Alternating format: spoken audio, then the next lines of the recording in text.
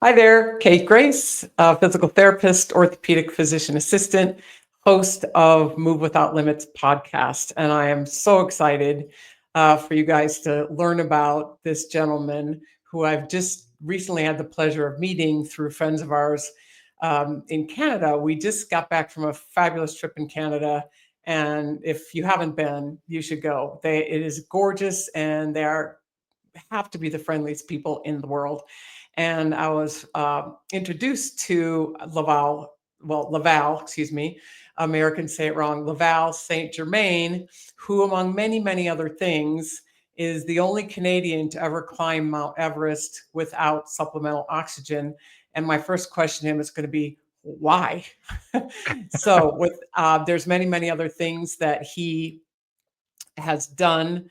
We're going to talk about those. And mostly, I know for my audience, I have a lot of athletes, I have a lot of weekend warriors, I have a lot of active people who I think will learn a lot from him in terms of physical prep, mental prep, just figuring out how to do this. And maybe for your next adventure or your next physical endeavor or your next competition, you can use some of his strategies. So, I want to bring Laval into the studio and introduce you to him. So, Laval, hi. Hey, hi, Kate. Thanks for having me on. It's a real pleasure. And like I told you earlier, it's always flattering when somebody wants to hear my story. Oh my gosh. When our friends told me about you, I was like, he did what?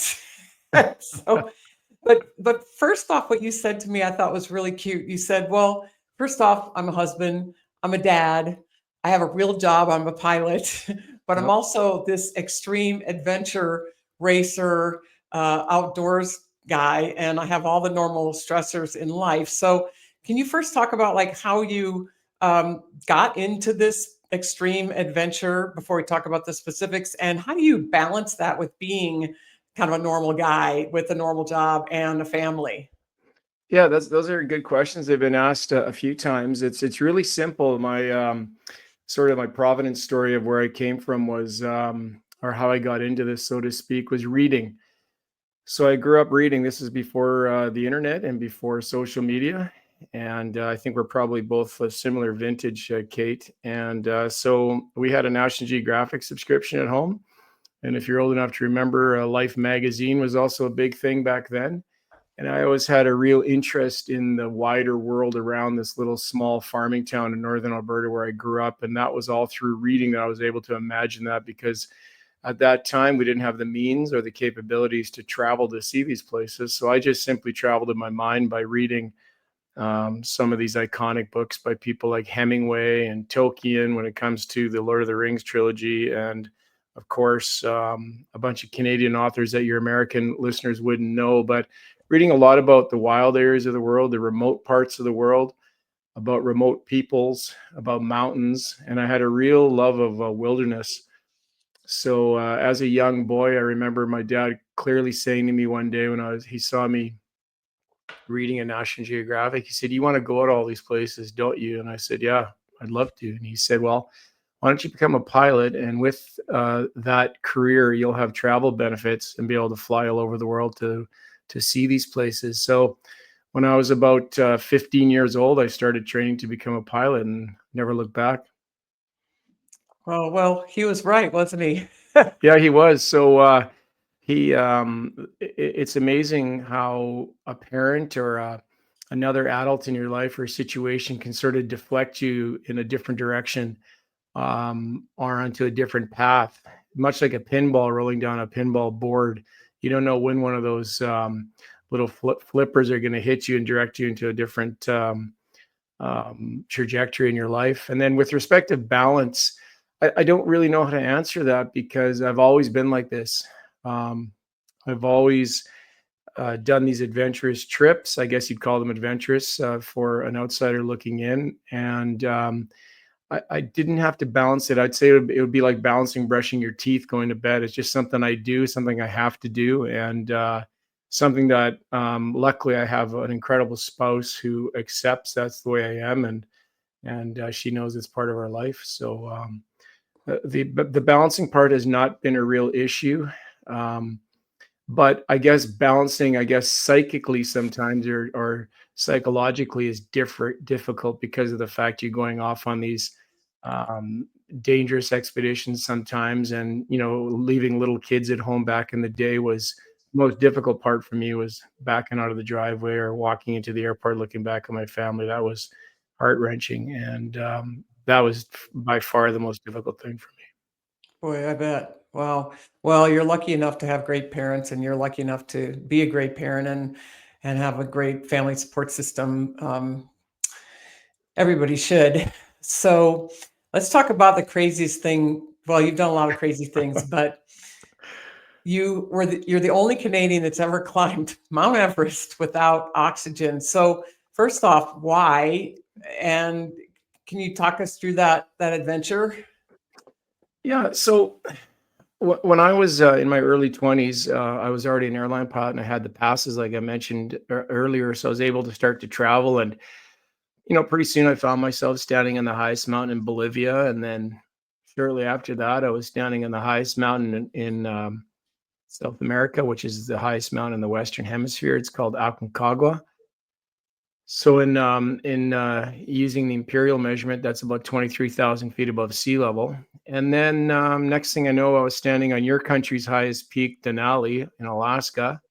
And suddenly I had two of the three. Actually, before that, I did Kilimanjaro in Africa. So pretty soon I had three of the seven summits, meaning the highest points on all seven continents, already done sort of accidentally. And then I told my wife, Janet, I thought, well, I might as well try and eventually get these done. In the meantime, building my career and raising kids, and it was a slow process. And pretty soon I'd had most of them done. I had Everest, and I had the highest peak in what's called Australasia or Oceania, which is a peak called Karsten's Pyramid in Indonesia. So I had those two left to do.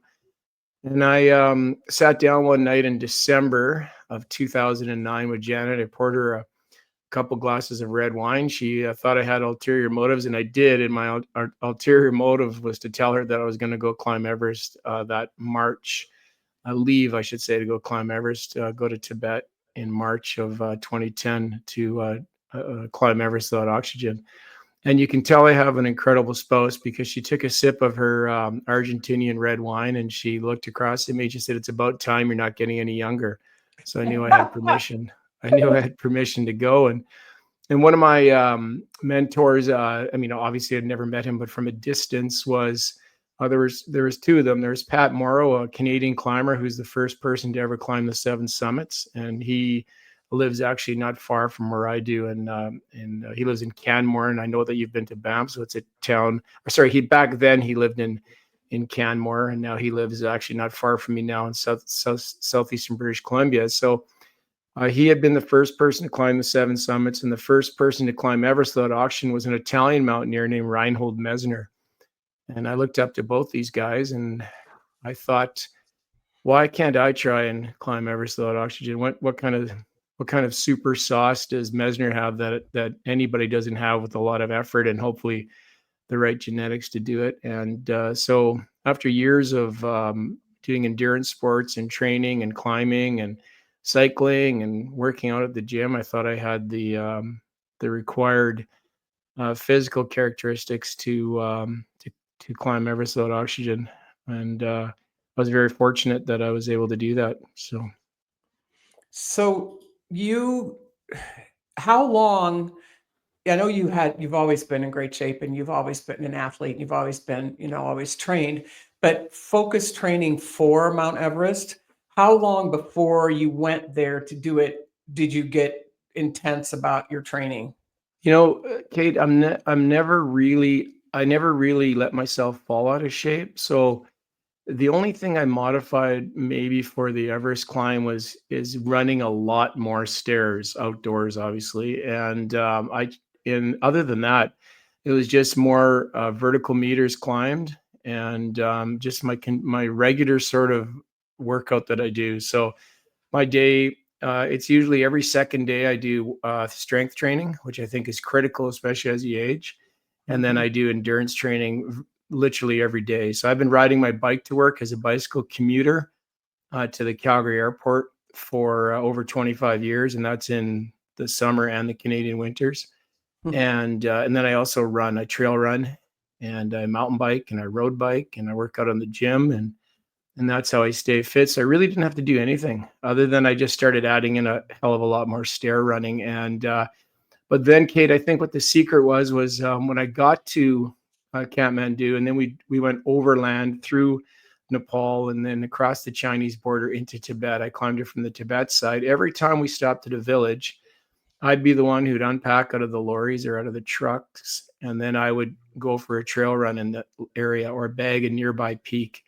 And even when I was at base camp, I would be climbing all the peaks around base camp while everybody else was sort of struggling with altitude sickness, which I was too at the beginning. Like you have to acclimatize, sitting in the tent, drinking tea, that type of thing. I'd be out in the surrounding peaks. And these peaks are, they're higher than Denali, which is the highest peak in your country, over 20,000 feet high. And they're just small little hills around base camp. So that's how I really pushed myself to acclimatize quickly and to make sure that I left nothing to chance physiologically, because I knew that when I was up there, if something were to go wrong, I had to be able to rely on myself and not a bottle of O2 that some Sherpa was carrying for me. I didn't even have a Sherpa. So yeah, and I just had a super good expedition. It was 56 days on the mountain. I was super fit. I was fast. I felt really good. And even on summit night, which you started around 9 or 10 at night, if I remember right, I didn't have any misgivings or any hesitation that I'd be able to do it. Mm. And I mean, having said that, it sounds like it was a walk in the park, and it wasn't. Getting to the top was physiologically one of the toughest things I've done. And then the descent made that look like a cakewalk. It was incredibly difficult. And I for sure came close to death multiple times on the descent just from exhaustion. So it was tough, but here I am. I was lucky enough to do it, and we did lose people on our expedition. So I'm very fortunate. You mentioned luck earlier, and you can't choose your parents. You can't choose where you're born, and sometimes things work out, and it certainly did for me. Wow. So there were times when you were up there where did you doubt that you would be able to make it, or Never doubted I was going to be able to make it. I doubted on the descent that I was going to survive. mm, I was so exhausted. I was told by an American climber before I'd left for Asia that when you are climbing without O's, we say without O's, without O2, when you're no O's up there, that you're going to want to lay down and take a nap. You're going to be so exhausted. But if you do, his exact words are, dude, you'll never wake up. So don't do it.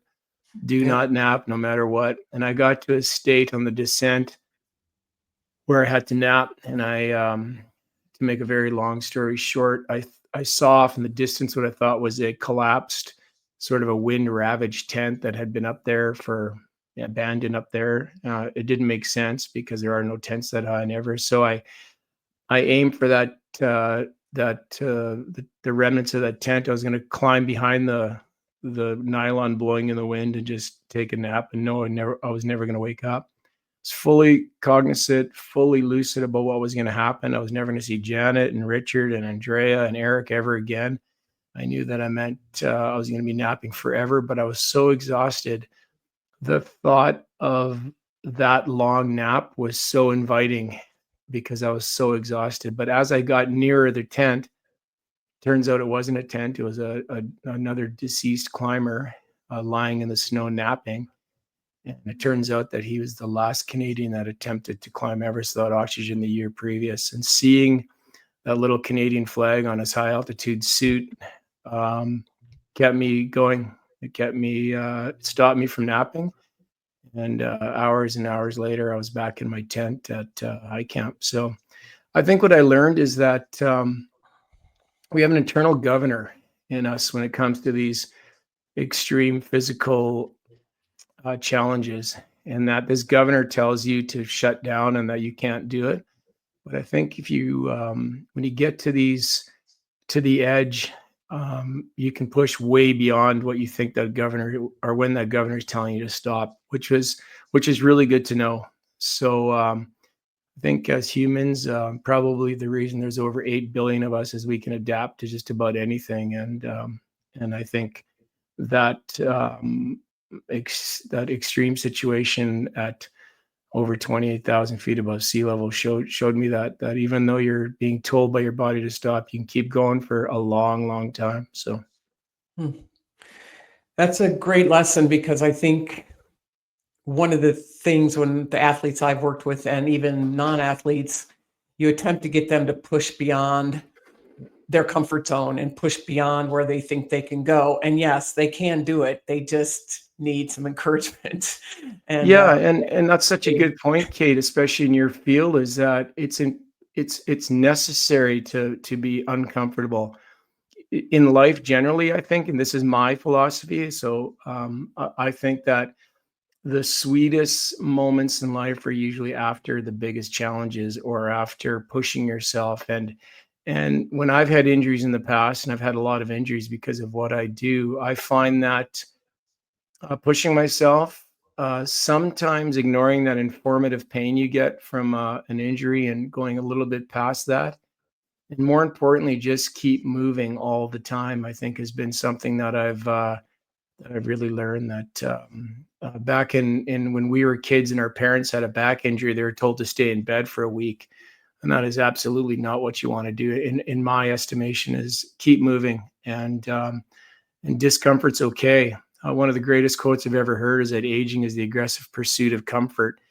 And I think that if you're always looking for comfort, you're never going to see the sweetest moments in life for sure. yeah, 100%.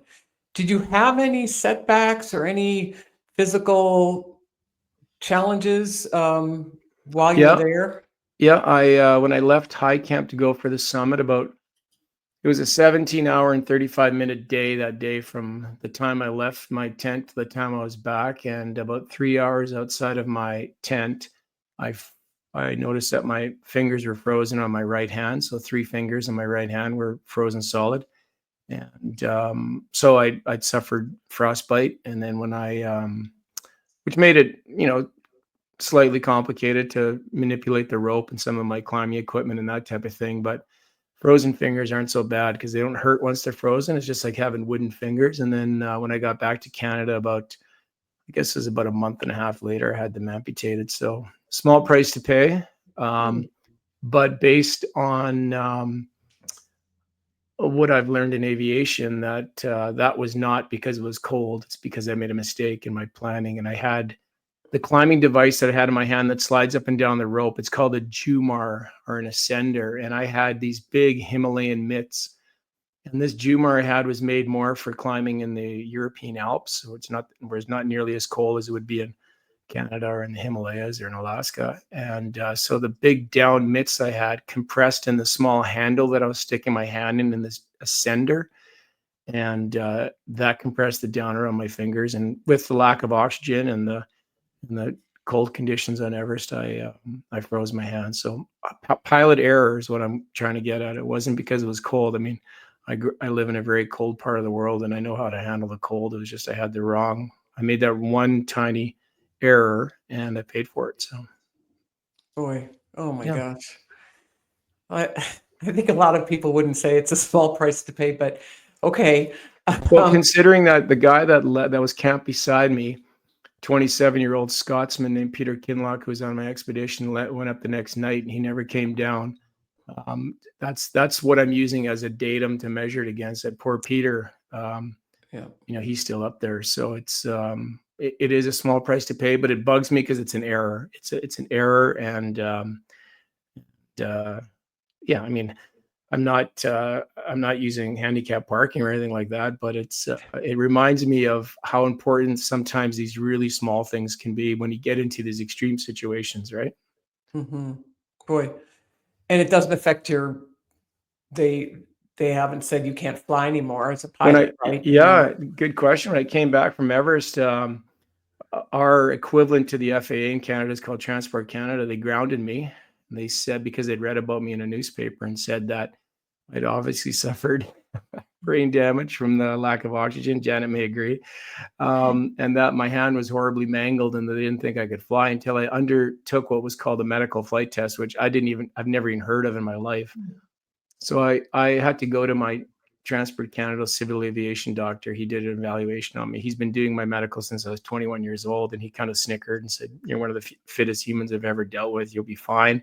But then I had to go into a simulator, a Boeing 737, which is what I fly, and they put me through my paces in the simulator, trying to test if my cognition was okay and if I can manipulate all the controls in the aircraft, missing the ends of 3 fingers. And it was a non-event. So I was able to resume flying shortly after getting back from Everest. Thank goodness. Yeah. Well, I know that you have always been just physically prepared. Did you do anything different or extra or special to prepare for Everest from a mental preparation? No, I didn't.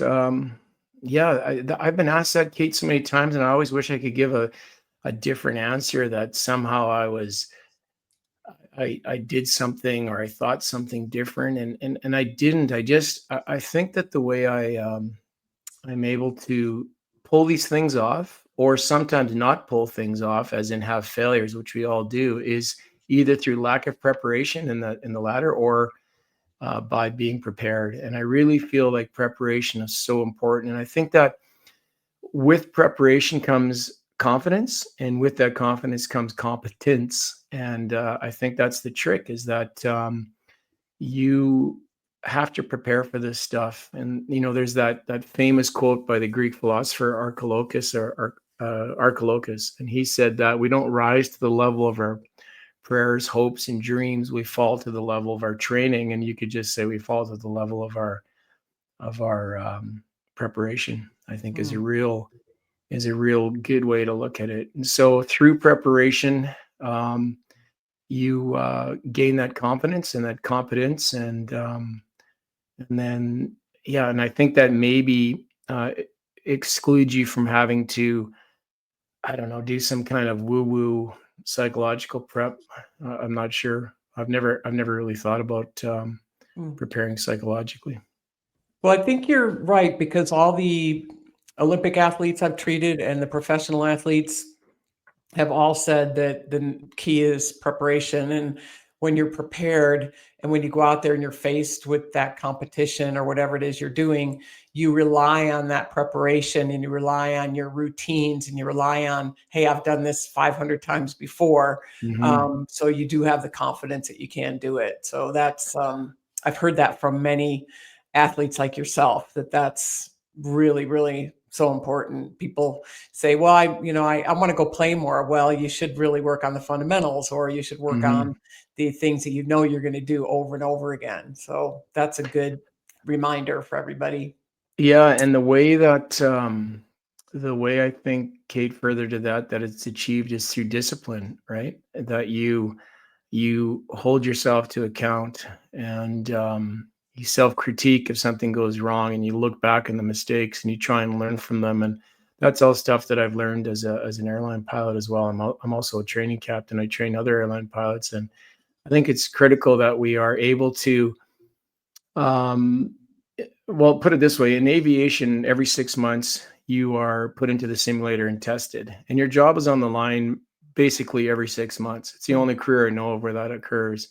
And so accepting criticism in an office job or in any other role can really raise your hackles. But in aviation, it's really criticism from a training captain or from what you learn in the simulator is a survival technique. And I think it's very important that we as individuals, doesn't matter if you're an accountant or an airline captain or a welder, that you realize that well-founded criticism is a critical part of succeeding, either in a safety-oriented industry or just succeeding in your field of work. So that's one thing I've learned through aviation, that making mistakes and then recovering from them is very important. And how you react to a mistake is critical as well, Yeah, yeah, for sure. to a Well, failure. you've done some other crazy things. I know that you did a ocean row by yourself from Canada to France, is that right? Yes, yeah. In 2016, I jumped in a rowboat. Not a rowboat like you'd think you'd see that like a fisherman would use, but it's an ocean rowing vessel. It's 20 feet long and about 4 feet wide, and I rode from mainland North America to mainland Europe. Whereas the normal, if you can say that, crossing is between the Canary Islands and the Caribbean. So that would be the way that Columbus crossed. So you've got the trade winds pushing you to the New World, so to speak. It's warm. You're way further south. I decided that, well, my ancestors came to Canada from Europe, and I thought, well, I'll go the opposite direction. So I rode from Nova Scotia, Canada, which is on the mainland, to Brest, France, on the mainland of Europe, in France, obviously. And where anybody normally everybody crosses the North Atlantic they leave from Newfoundland, which is an island off of the east coast of Canada, and they rode to some islands called the Scilly Islands off of the UK. So 2016, I thought I'd do something a little more challenging and row from Canada to France. That was very uncomfortable because, as you can probably understand from our previous conversation here, is that I'm more of a terrestrial-based, other than flying, a terrestrial-based outdoor athlete, and rowing was something completely new. My ancestral homeland is farm country north of Edmonton, Alberta, and the biggest body of water is a little slough that you can walk across with rubber boots on. So this was a whole different level of preparation and studying, and I can tell you, Kate, that when I shoved off that dock at 5:45 in the morning in 2016, and in June 2016, that was incredibly nerve-wracking, and I'm not afraid to say that it was scary as hell, knowing that I was planning to be at sea by myself for 100 days, and I was only out there for 53. I was lucky to make it across in record time, but that was very challenging. Yeah, it was raining, it was overcast, light rain and overcast, and I was in for a very challenging summer out on the North Atlantic. You had some pretty big waves too, right? At some point, Oh yeah, yeah. storms or Yeah, you have lots of storms out there. Tough little boat. Boat and I went through a lot together, and yeah, a couple times I was thinking the boat was coming apart in some of the storms. I had 24, 25-foot high waves, and you have to remember that when the waves get that big, you crawl into your little cockpit, which you can see in that image you're displaying now, is that sort of that bullet-shaped part of the front of the boat. I'd crawl in there. It's kind of like crawling under your kitchen table, and I had straps. I could strap myself to the floor so I wouldn't get thrown around. And I could steer the rudder of the boat with two little cables that ran out to the rudder. And you'd be going careening through the waves in the middle of the night in the North Atlantic and having to make sure the boat came down the wave straight, or it would hit the bottom of the wave and capsize as the wave broke over you. So you couldn't see where you're going. It was pitch black. So you would just feel the way the boat was traveling down the wave to make sure it was going straight. And one thing I learned is that at the top of every wave where the white water breaks, there's what's called a rotational moment where the boat rises and then it spins and then comes down, not spins completely around, but 20-degree turn and comes down the wave sideways and capsizes at the bottom. So you have to always counteract that. So made for some very long, terrifying nights. And I think that's important, that when the terrifying part is what's important is that when people hear about these weirdos like me who do this stuff, we're not all out there, thumbs up, tongue hanging out, and not scared. We get scared. I frankly don't believe in the saying that at least so and so died doing what they loved. I mean, death is death, and I don't care if you're on a beautiful mountain ridge or if you're in a car wreck in downtown Los Angeles. It's still the same tragedy. So I get scared for sure, and it's important to control that fear. And but yeah, it's normal. So if you're doing something uncomfortable and you frankly scare the crap out of yourself, then realize that that's normal. it's a normal survival. It's a normal feeling for sure. I'm not sure a lot of people are going to think what you've done is normal, but that's okay. I get the message. I mean, you've done all kinds of other crazy things. I think you biked across like some ice, something or other, and you've done many things besides this. I think just being this extreme adventure racer. But there's one, I think we have a picture of it. There's this one thing where you're like hanging from a, I don't know, it looks like a rappel. Was it the Ty, Oh, Tyrolean? Tyrolean Traverse. What the heck is that? So that's how you get across a big chasm like that on a mountain ridge or between two peaks. And that was on Karsten's Pyramid, or also called Puncak Jaya, which is the highest mountain in all of Oceania, or what we call Australasia. So that takes in New Guinea, Indonesia, Australia, New Zealand, because even though Australia is a continent, we as mountaineers don't consider Mount Kosciuszko being sort of, there's a ski hill there right to the top. I think it's only 8,000 feet above sea level, or maybe a little lower. We don't really consider that a proper continental high point. So we've grouped them all together, and this would be the peak here. And if I remember right, using feet, it's about 16,000 feet above sea level. It's in a very remote part of Indonesia. It's probably the most remote of all the 7 summits. So you are marching through the jungle for a week. It's said to be one of the hardest jungle treks in the world. You've got porters. They don't wear shoes.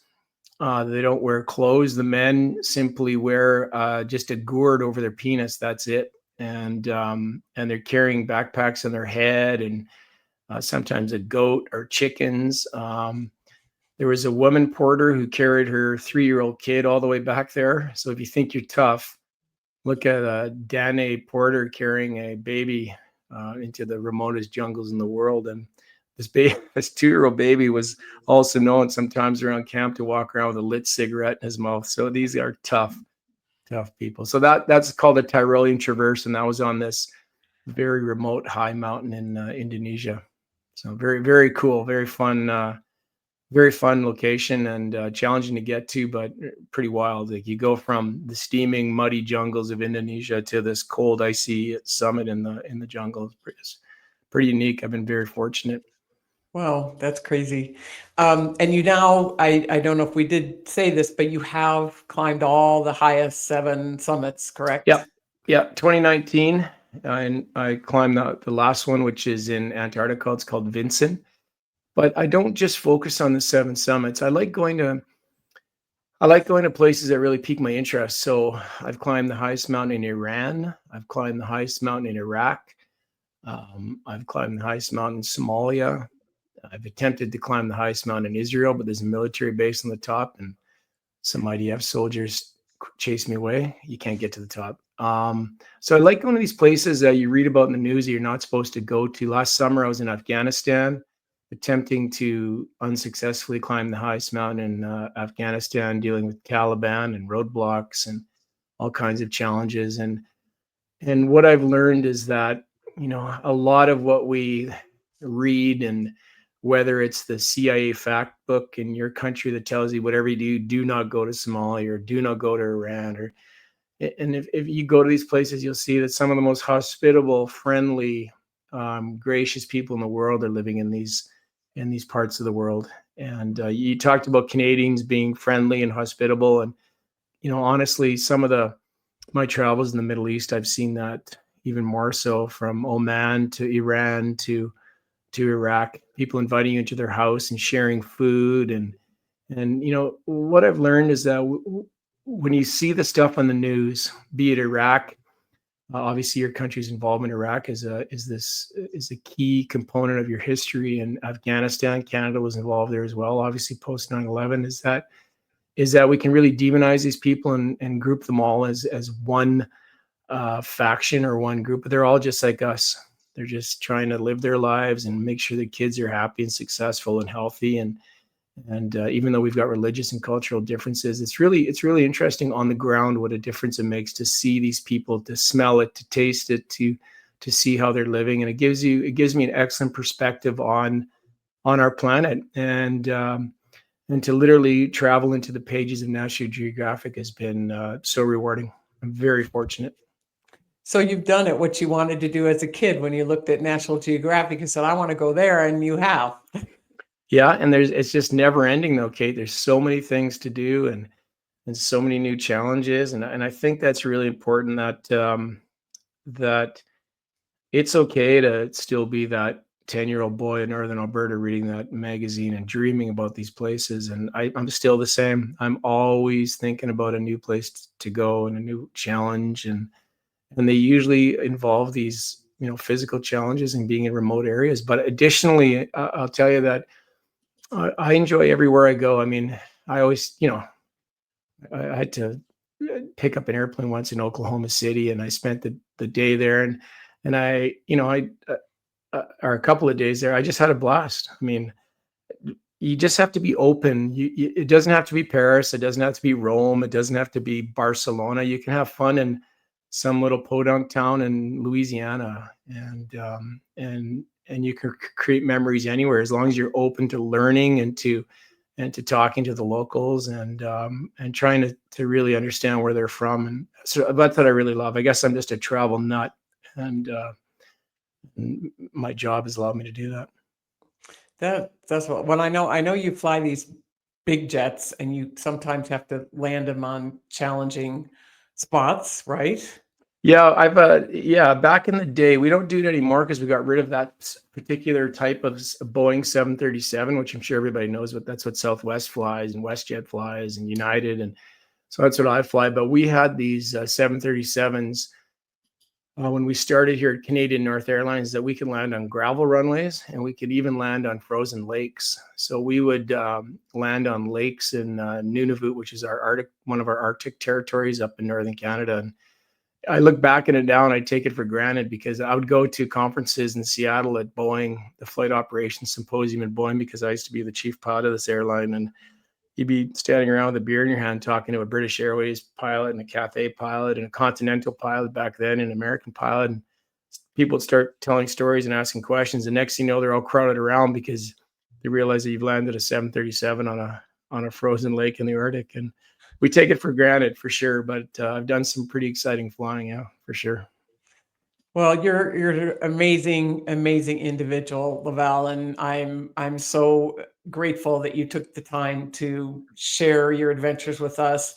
For our audience who wants to kind of raise the level of what they're doing and do something, really stretch themselves and push themselves and accomplish something that maybe they've been attempting to do and they haven't, or they're want to do something in a bigger way than they've been doing. Could you give our last few minutes here just any bit of advice you give to people who want to challenge themselves more in adventurous or physical way? Yeah, don't sell yourself short. Don't think that you can't do it. Don't think that you can't push yourself. And that, I've heard it said there's a Lebanese adventurer, Maxime Chaya, and I love his saying that everybody has their own Everest. And it sounds a little pithy and it sounds a bit like a bromide, but it's actually true that everybody has their own challenge, and you'd be surprised what you can pull off. I'm not a superhero. I'm not some kind of you know physical specimen that can do this stuff. I just think I've probably just through the accident of good parentage from my folks that they just kind of instilled in us that you can pretty much do what you want if you really want to work for it, and anybody can do that. And it doesn't have to be an iconic, stupid thing like climbing Everest or rowing across the Atlantic or getting caught by the Iraqi security forces or anything like that. It can be a bike ride, it can be a walk, it can be picking up the phone and talking to somebody that you haven't talked to in your family for 10 years because of whatever. I mean, it's okay to embrace discomfort. And I think that's really critically important is that don't avoid discomfort in your life. And everything is designed for us to be comfortable now. And we can go through life now without even talking to people. We're doing this virtually right now. We talk via text message. We don't have to have those uncomfortable situations. We have to sit down and meet somebody. People meet now over apps and Tinder, and that sense of pushing yourself and challenging yourself and experiencing discomfort, it seems to be something that we're trying to exclude in our lives. And I think it's so important that you do that. And it's okay to be cold. It's okay to be sweaty hot. And it's okay to be sore and have blisters. It's I just think it makes the experience far sweeter on the other side when you've been anxious, a little bit uncomfortable, and not sure, but you pull something off. So Yeah, 100%. If it is when you gotta get uncomfortable and then you accomplish something you thought you never could, the yes, celebration's so nothing much better. greater. Hey, there's than- nothing better. I just threw an A in there because I'm Canadian. I hope you saw Yeah. that. I hung out with Canadians for a bit, and so just as It's the first recently we one I've started used the talking. whole conversation, eh? Okay, so we will put in the show notes, but Laval has his own podcast, and he's I know he talks with and hangs with other crazy adventurers. If our audience and folks in our group want to find you, how would they do that? Yeah, so the podcast is called Adventure Audio, and I speak to other sort of like-minded individuals. It doesn't have to be an Everest climber. It doesn't have to be an ocean rower. It can be outdoor photographers. It can be pilots. It can be stand-up paddle boarders. I've talked to all kinds of authors, filmmakers, whatever is adventurous to you. You can probably find it in this podcast. And then I'm the host of that podcast. And then you can find me basically on Instagram is where you find me. So my first and last name. So Laval St. Germain, just at Laval St. Germain Instagram. And give me a follow. And I answer all my messages on there. So if you send me a message, I'll answer it. And you'll you'll see some pretty interesting adventures going on my Instagram. So it's I'll take you right around the world. We will, for those of us who can't get around the world as easy as or as often as you have, we will follow you. I thank you so much for chatting with me and spending the time and giving people an incredible experience that they can't even imagine, but maybe in their own world they can imagine, bumping up what they're doing and taking it to another level. So thanks so much. I look forward to following your adventures. I don't know what you've got coming up next, but I'm sure it'll be Stay tuned. exciting. Do you have Well, something thanks in? very much, Kate. It's like I said, it's always flattering to discuss this type of stuff with people like you who are interested. And thanks for giving me the time. I love what you're doing, and I'll be following you too. Thank you. Thanks so much. You Thank take you. care. I'll chat with you soon. Thanks, Kate.